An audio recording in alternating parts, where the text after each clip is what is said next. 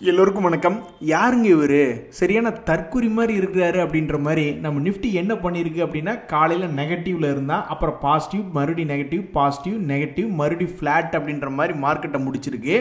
அப்போ இவங்க என்ன பண்ண போகிறாங்க அப்படின்றது தெரில. இந்த மாதிரி இன்ட்ராடேயில் எந்த பக்கம் போகிறதுன்னு தெரியாமல் விளையாண்டுக்கிட்டு இருந்தாக்க, அப்போ எதிர்காலத்தில் வரக்கூடிய வாரங்களில் மிகப்பெரிய ஒரு வால்டிலிட்டி என்த்தையாவது ஒன்று பண்ண போகிறாங்களா அப்படின்ற மாதிரி தெரியாமல் இருக்குது. இப்போதைக்கு மார்க்கெட்டில் 10 பைசாக்கு சந்தோஷம் இல்லைங்க நண்பர்களே. ஏன்னா நிஃப்டி 50 இண்டெக்ஸ் வந்து ஒரு 10 டேஸ் மூவிங் ஆவரேஜ் இன்னும் தாண்டல, ஒரு சிறிய இன்பத்துக்கும் வழி இல்லை. 50 டேஸ் மூவிங் ஆவரேஜையும் தாண்டல, 200 டேஸ் மூவிங் ஆவரேஜையும் தாண்டல. அதனால் இவங்கிட்ட ஒரு சந்தோஷம் என்பதே இல்லை. முதல்ல ஸ்டாக் மார்க்கெட்டுக்கு பிடிச்ச செக்டரா பிடிச்ச நியூஸாக எல்லாம் தேடி தேடி ஓடி போய் பார்ப்பாங்க. சம்மர் வருதா, உடனே ஏதாவது ஏசி கம்பெனிகள் இருக்குமா அப்படின்ற மாதிரி அப்படி இப்படின்னு ஓடி போய் தேடி எடுப்பாங்க. இப்போ ஸ்டாக் மார்க்கெட்டுக்கு எது பிடிக்காது அப்படின்ற மாதிரி ஓடி போய் தேடி தேடி எடுத்துட்டு இருக்காங்க. ஸோ இனி ஜனவரி பிப்ரவரி மாதம் முடிஞ்சு ஸோ சம்மர் வரும்பொழுது அதுக்கு ஆகாத செக்டர் என்ன அப்படின்ற மாதிரி நிறைய பேர் தேடிக்கிட்டு இருக்காங்க. நண்பர்களே, இந்த சமயத்தில் எல்லாமே சோகம். மார்க்கெட்டுக்குள்ளே நிறைய பேர்த்துக்கு சந்தோஷம் என்பதே கிடையாது. மார்க்கெட்டினுடைய இறக்கத்தினால நிறைய பேர்த்துக்கு பலத்த அடி அப்படின்றது பட்டிருக்கு. ஒரு நண்பருக்கெல்லாம் வந்து 2 லட்ச ரூபாய்க்கு மேலே லாபத்தில் இருந்தது ஒரு கட்டத்தில் மியூச்சுவல் ஃபண்ட்லாம். இப்போ பார்த்தோம்னா 70,000 ரூபா மைனஸ் இருக்குது. ப்ளஸில் இருந்து இப்போ மைனஸில் போய் என்ட்ரு ஆயிருக்கு. ஸ்டாக் மார்க்கெட்டில் டைரெக்டாக ஒரு இன்வெஸ்ட்மெண்ட் பண்ணது கிட்டத்தட்ட 3 லட்ச ரூபா 15,000 ரூபா லாஸில் இருக்குது. அதே மாதிரி டிவிடெண்ட் கான்செப்டில் போட்டிருக்கக்கூடிய power grid infrastructure investment trust அதுலேயும் ஒரு 30,000 ரூபா லாஸ் அப்படின்ற மாதிரி இருக்குது அப்படின்றாப்புல. ஸோ நிறைய பேர்த்துக்கு ஸ்டாக் மார்க்கெட்டில் இப்போ சந்தோஷமே இல்லைங்க. மேபி லாங் டேர்ம் இன்வெஸ்டர்ஸ் சரி ஓகே, நீ எப்பாவது அது இந்த வருஷ கடைசியிலையோ அடுத்த வருஷ கடைசியிலையோ மறுபடியும் எப்பாவது ஒருக்கா மேல் நோக்கி வரும் அப்படின்ற மாதிரி யோசிக்கிறவங்களுக்கு தான் மேபி என்ன நடந்தால் என்ன அப்படின்ற மாதிரி ஓகே அப்படின்ற மாதிரி உட்காந்துக்கிட்டு இருப்பாங்க. அதே மாதிரி ஆழம் தெரியாமல் காலை விடாதே அப்படின்ற மாதிரி தன்னுடைய பணபலம் என்ன, நம்ம கிட்ட பணம் இருக்கா, இப்போ ஒரு இடத்துல உச்சத்தில் இருந்தது சில மாதங்களுக்கு முன்னாடி, இப்போ வெறும் 15% கூட பெருசாக இறங்கி வரல நிஃப்டி 50 இண்டெக்ஸை பொறுத்த வரைக்கும். அப்போ ஒருவேளை இங்கிருந்து இன்னும் ஒரு 30-40% இறங்குச்சு அப்படின்னா, ஏன்னா ஸ்டாக் மார்க்கெட்டினுடைய வரலாறு என்ன சொல்லுதுன்னா, எவ்வளவுக்கு எவ்வளோ பயந்துட்டு கிராஷ் ஆகி மார்க்கெட் கீழே விழுகுதோ அவ்வளவுக்கு அவ்வளவு திரும்பி மேல் நோக்கி ஏறி வருவான் அப்படின்றதா கடந்த காலத்தில் இருக்கு. எதிர்காலத்தில் இனி என்ன ஆகும்னு தெரியல. ஸோ ஒருவேளை எதிர்காலத்தில் இதே மாதிரி நடக்கணும் அப்படின்னா அப்போ இதெல்லாம் பெரிய அளவில் கிராஷ் ஆகணும். பணம் பலம் எவ்வளவு இருக்குது அப்படின்ற மாதிரிலாம் செக் பண்ணி பார்க்கணும். இப்போ ஒரு உதாரணத்துக்கு இங்கிருந்து கீழே விழுகிற மாதிரி இருந்ததுன்னா எவ்வளவு தூரம் போனாலும் சில பணபலம் படைத்தவர்கள் என்ன பண்ணுவாங்கன்னா, இந்த மாதிரி மார்க்கெட்டையே பார்க்க மாட்டாங்க. ஒரு 26,000 பாயிண்டில் போய் லாக் ஆகிட்டாங்களா, அடுத்தது 22,000 போச்சுன்னா எவ்வளவு முதலீடு பண்ணணும், அடுத்தது 18,000 போச்சுன்னா அதுக்கு பணத்தை எடுத்து ஒதுக்கி வை, அடுத்தது 14,000 போச்சுன்னா அதுக்கு எடுத்து பணத்தை ஒதுக்கி வை. ஏதாவது ஒரு இடத்துல இருந்து அவன் ஏறி வந்து தானே ஆகணும் அப்படின்ற மாதிரி பணபலம் இருக்கிறவங்க யோசிச்சு பார்த்துக்கிட்டு இருப்பாங்க. ஆக மொத்தம் நிறைய பேர் போய் லாக் ஆயிட்டாங்க. இது ஒரு சோகமான டைமாக இருக்கிறது அப்படின்றதான் உண்மை. வாயை வச்சுக்கிட்டு சும்மா தான் இருங்களேயா அப்படின்ற மாதிரி பெரிய பதவியில் இருக்கிறவங்க ஏதாவது ஒரு தப்பு பண்ணிக்கிட்டாங்கன்னா ஓடவும் முடியாது, ஒளியவும் முடியாது. அதாவது இந்த அர்ஜென்டினாவில் அவர் யதார்த்தமாக ஒரு ட்விட்டரில் ஒரு ட்வீட் போட்டு விட்டார். இந்த மாதிரி லிப்ரா அப்படின்னு ஒரு கிரிப்டோ இருக்கு, அது மேபி பொருளாதாரத்துக்கு உதவி செய்யுமோ அப்படின்ற மாதிரி என்கிட்ட ஒரு பதிவு போட்டு விட்டார். அதுக்கப்புறம் பார்த்தா அந்த லிப்ராவினுடைய விலை அப்படியே வீழ்ச்சி அடிச்சிச்சு, மிகப்பெரிய ஒரு வீழ்ச்சி. கிட்டத்தட்ட தன்னுடைய சமீபத்தினுடைய ஹையிலிருந்து பார்க்கும்போது 97% கீழே இறங்கி ட்ரேட் ஆகிக்கிட்டு இருக்கு. 1 லட்ச ரூபா போட்டிருந்தா வெறும் 3,000 ரூபா தானடா இருக்கும் அப்படின்ற மாதிரி ஆயிப்போச்சு. இதனால என்ன ஆயிருக்கு அப்படின்னு பார்த்தீங்கன்னா, அவருக்கு பல்வேறு வழக்குகளை சிக்கின மாதிரி பாவம் மனுஷன் இடிஞ்சு போய் உட்காந்துருக்காப்ல. நண்பர்களே, மஹிந்திரா அண்ட் மஹிந்திரா அப்படின்ற ஷேர்ல ஒரு செய்தி இருக்கு. சமீபத்தினுடைய 6 மாசத்துல பார்த்தீங்கன்னா இந்த ஷேர் பெருசாக சம்பாரிச்சு கொடுக்கல. ஆனால் இடையில பல முறை லோவில் வர்றதும் மேலே ஏறுறதும், லோ வர்றதும் மறுபடியும் மேலே ஏறுறதுமாக 3 முறை கடந்த 6 மாசத்துல இந்த ஷேர் பண்ணியிருக்கு. இந்த ஷேர்ல என்ன ஒரு செய்தி அப்படின்றது வருது பார்த்தீங்கன்னாக்கா, இப்போ சமீபத்தில் ட்ரம்ப் அவர்கள் மோடி அவர்கள் சந்திச்சுக்கிட்டாங்க. அதே மாதிரி டெஸ்லாவிலையும் என்ன ஒரு முன்னெடுப்பு போகுதுன்னா, இந்தியாவில் வேலைக்கு ஆள் எடுக்கிறாங்க அப்படின்ற மாதிரிலாம் செய்தி வருது. அப்போ இந்த எம்என்ட மஹிந்திரா அண்ட் மஹிந்திரா எப்படி இந்த போட்டியை சமாளிக்கும், ஒரு வேளை டெஸ்லா உள்ளே வந்துச்சு அப்படின்னா, அவர் சொல்கிறாரு பாருங்க அருமையான ஒரு வார்த்தை. இது வந்து யாராக இருந்தாலும் மனசில் ஒரு மோட்டிவேஷன் கிடைக்கும். ஏங்க 1991 இருந்து நாங்கள் உள்ளே வரலான்றக்கப்ப பேசிக்கிறாங்க. எப்படி நீங்கள் டாட்டாவை எதிர்த்து மாருதி எதிர்த்து நீங்கள் உள்ளே வருவீங்க அப்படின்னா இப்போ எங்களுக்குன்னு ஒரு தனி இடத்த பிடிச்சிருக்கோம். அது மாதிரி இந்த டெஸ்ட்ல எங்களுக்கு இன்னொரு காம்படிஷன்லாம் இதெல்லாம் எங்களுக்கு ஜுஜிபி மேட்டர் அப்படின்ற மாதிரி பேசியிருக்காப்ல. இந்த கான்ஃபிடன்ஸ் தாங்க நம்மளுக்கு வேணும். நண்பர்களே, இந்த SBI கார்ட்ஸ் அப்படின்ற ஷேரில் ஒரு செய்தி இருக்குது. யாருமே எதிர்பார்க்காத மாதிரி கடந்த 6 மாதத்தில் பாசிட்டிவ் 22% மார்க்கெட்டே கீழே இறங்கி கிடக்கக்கூடிய இந்த 6 மாதத்தில் இவன் பாசிட்டிவ் ரிட்டர்ன் அப்படியே ஆப்போசிட்டாக கொடுத்துருக்கக்கூடிய இந்த SBI கார்ட்ஸில் இன்னொரு சந்தோஷமான செய்தி என்ன வருது அப்படின்னு பார்த்தீங்கன்னாக்கா, அவங்க ஒரு ₹2.50 ஒரு ஷேருக்கு டிவிடெண்டாக கொடுக்குறாங்க. அதனுடைய எக்ஸ்டேட் என்பது 25 பிப்ரவரி அப்படின்ற மாதிரி வந்திருக்கு. என்னமோ நண்பர்களே, மனசு ஒரே வேதனையாக தான் இருக்குது பல பேர்த்துக்கு ஸ்டாக் மார்க்கெட்டில். எல்லாம் என்ன நினச்சிக்கிட்டு இருக்காங்கன்னா, சரி நீ இங்கிருந்து இவ்வளவு தூரம் இறங்கினதுக்கே எங்களுக்கு மன வேதனையாக இருக்குது, இனி இன்னுமே கீழே போனீங்கனாலும் மன வேதனை தான், என்னமோ பண்ணிட்டு போ, எதுவானாலும் எங்களுக்கு ஓகே தான். எப்போ அப்படின்னா நீ ஒரு வருஷம் கழிச்சு இந்த வருஷத்தினுடைய முடிவில் ஒரு பழைய ஹை வந்தினாலும் எங்களுக்கு சந்தோஷம்தான், அல்லது கீழே இன்னும் இறங்கிட்டு அடுத்த வருஷமாவது இந்த பழைய ஹை வந்தினாலும் சந்தோஷம்தான். இந்த 26,000ங்கிறது வாழ்நாளிலேயே இனி வராது அப்படின்ற மாதிரி மட்டும் இருந்துராத அப்படின்ற மாதிரி தான் நிறைய பேர் நினச்சிக்கிட்டு இருக்காங்க. நம்ம கோவிடுக்கு அப்புறம் பார்க்கக்கூடாதுங்க நண்பர்களே. இந்த கோவிடுக்கு அப்புறம் இந்த 90s கிட்ஸு 2K கிட்ஸு அதுக்கப்புறம் எல்லாம் உள்ள விளையாண்டுக்கிட்டாங்க.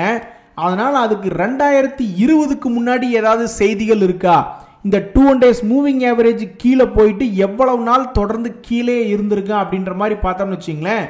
ஒரு 2018 கூட ரொம்ப காலம் அவன் கீழே இருக்கல, நம்ம போயிடுவோம். 2017 பக்கத்தில் போகிறோம், அங்கேயும் ரொம்ப காலம் இவன் கீழே இருக்கல.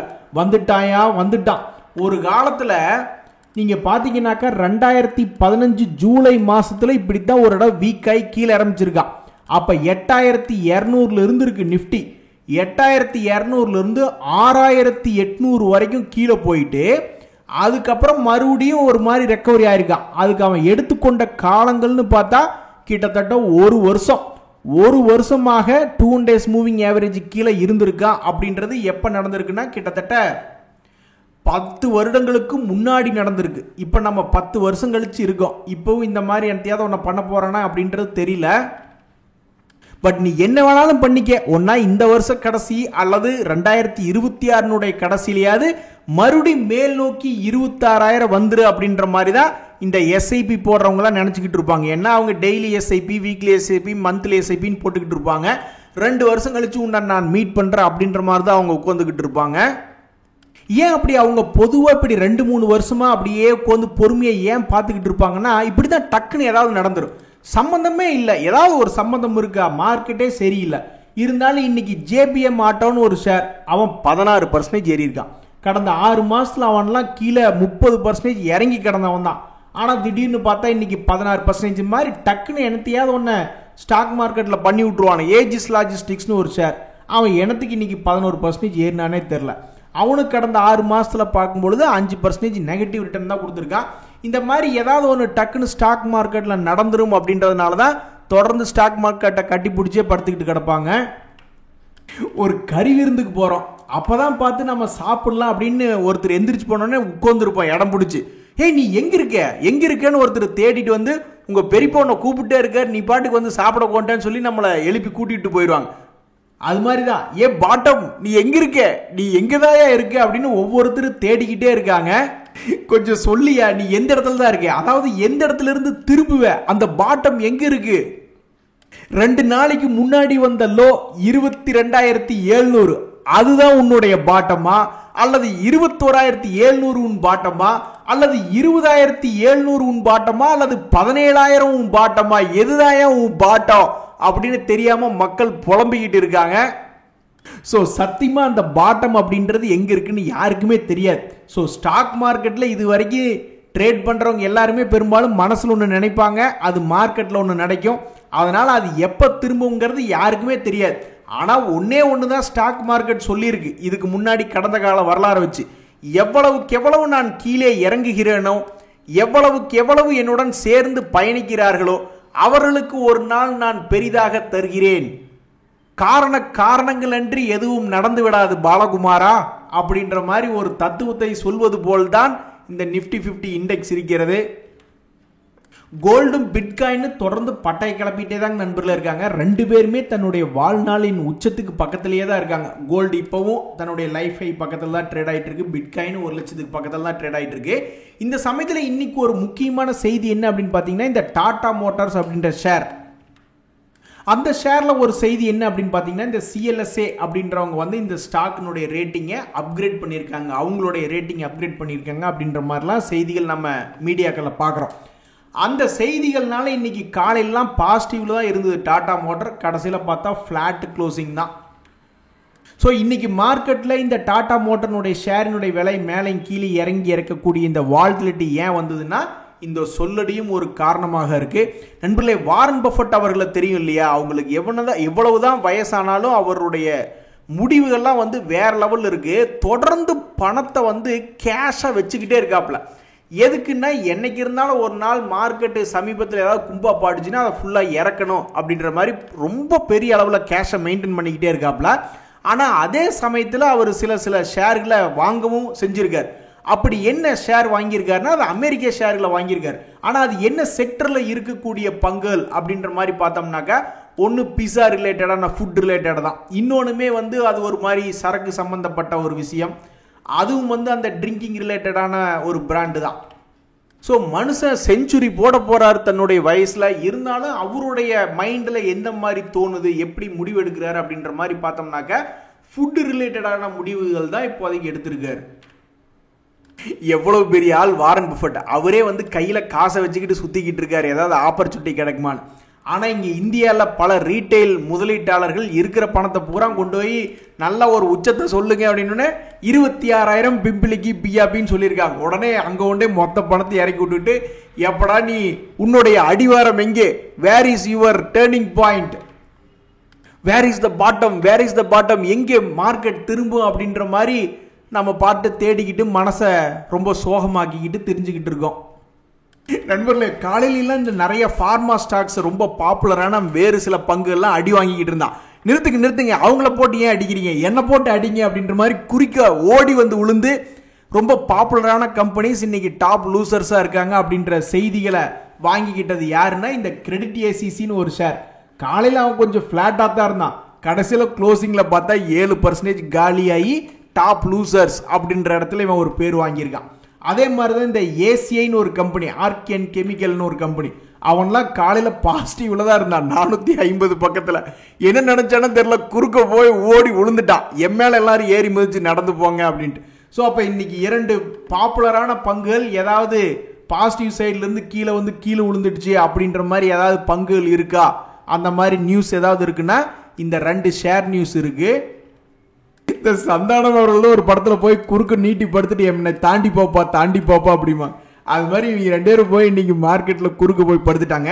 நண்பர்களே, பேசப் அப்படின்னு ஒரு ஷேர், அந்த ஷேர் வந்து இன்னைக்கு 2% ஏறி இருக்கா. பட் இதனுடைய செய்தி என்ன அப்படின்னு பார்த்தீங்கன்னா, கடந்த 6 மாசத்துல மிகப்பெரிய ஒரு வீழ்ச்சி, 30% இறங்கியிருக்கானுங்க. ஆல்மோஸ்ட் 8,500 ஹை போயிருக்கான். இப்போ 4,500 ரூபாய்னு நீட்டி படுத்து கிடக்கு. 6 மந்த்ஸ்னுடைய லோல ட்ரேட் ஆகிட்டு இருக்கு. இந்த ஷேர்ல என்ன ஒரு செய்தி அப்படின்னு பார்த்தீங்கன்னாக்கா, 6 மந்த்ஸ்ல லோ ஆயிட்டு இருக்கு அப்படின்றது ஒரு செய்தி. இன்னொரு செய்தி அவனுடைய Q3 ரிசல்ட். இந்த கம்பெனி ஏற்கனவே இதுகிட்ட பெருசாக கடன் என்பதே கிடையாது. 3 வருஷம் முன்னாடி 286 கோடி இருந்தது, இப்போ 177 கோடி தான் கடன். இப்படி கடன் மிக குறைவாக இருந்த கம்பெனி தன்னுடைய Q3 ரிசல்ட்லேயும் லாஸ் மேக்கிங் பண்ணல. லாஸ் மேக்கிங் பண்ணியிருந்தான்னா அவன்கிட்ட இருக்கக்கூடிய ரிசர்வ்ஸ் எல்லாம் குறைய ஆரம்பிச்சிடும். ஸோ இவன் மறுபடியும் ஒரு 104 கோடி, இதுக்கு முன்னாடி வந்து நல்ல அருமையான லாபம் அப்படின்றது பண்ணியிருக்கான், ப்ராஃபிட் ஏர்னிங்ஸ் க்ரோத் இருக்கா. பட் இப்போ இவனை வந்து ப்ராஃபிட் ஏர்னிங்ஸ் க்ரோத் இல்லாமல் அவனுடைய ப்ராஃபிட் குறைஞ்சிருந்தாலுமே ஒரு லாஸ் மேக்கிங் கம்பெனியாக மாறாதனால இந்த கம்பெனி தற்போது வரைக்கும் டெப்ட் டு ஈக்விட்டி பொறுத்த வரைக்கும் கடன் ரொம்ப கம்மியாக இருக்கக்கூடிய கம்பெனி அப்படின்ற பேரை இன்னுமே தக்க வச்சுட்டு வந்துக்கிட்டு இருக்கு. நண்பர்களே, நம்மளுடைய மானத்தை 2 விதமாக காப்பாற்றுவாங்க. ஒன்று, நம்ம ஃபெயில் ஆகும் பொழுது நம்மளை விட ஒரு 10 மார்க்கு கம்மியாக வாங்கி நம்மளுடைய நண்பன் நம்மளை காப்பாற்றுவான் அப்படின்ற மாதிரி. இப்போ சமீபத்தில் ஸ்டாக் மார்க்கெட்டில் மானத்தை காப்பாற்றக்கூடிய பங்குகள்னு எடுத்து பார்த்தீங்கன்னா ரொம்ப கம்மியாக இருக்குது. எந்த வகையிலனா, டிவிடெண்ட் ஈல்டு, பேங்க் வட்டியே 5%, 7%, 8% கொடுத்துட்டு கொண்டிருக்கக்கூடிய சமயத்தில் டிவிடெண்ட் ஈல்டு ஏகப்பட்ட பங்குகள் 0.5%, 1% தான் வட்டி. எப்போ? ஒரு வருஷத்துக்கே டிவிடெண்ட் ஈல்டு.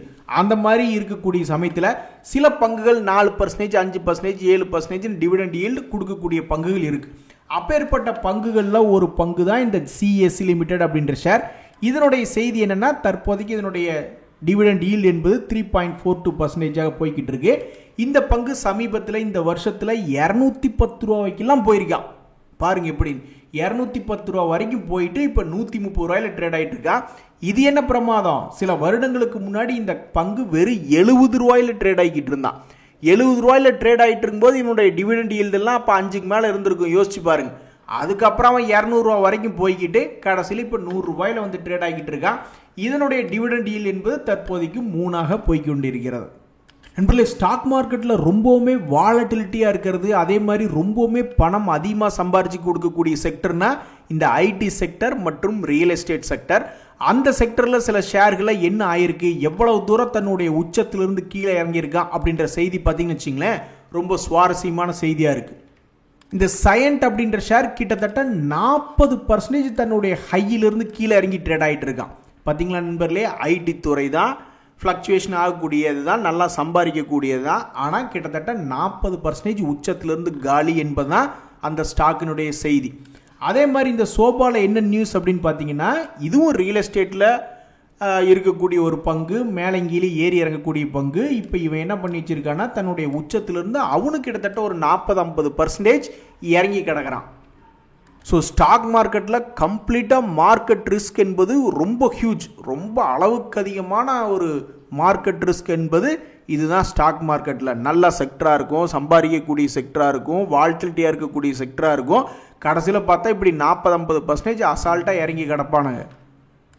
நண்பர்களே, இந்த என்டிபிசி அப்படின்ற ஷேரில் என்ன ஒரு செய்தி அப்படின்னு பார்த்தீங்கன்னா, சமீபத்தினுடைய quarter result, December quarter result அப்படின்னு வரும்பொழுது இதனுடைய எஃப்ஐஎஸ் டிஎஸ் ஹோல்டிங் பர்சன்டேஜில் பெரிய மாற்றம் வந்திருக்கு அப்படின்னா அது வரல.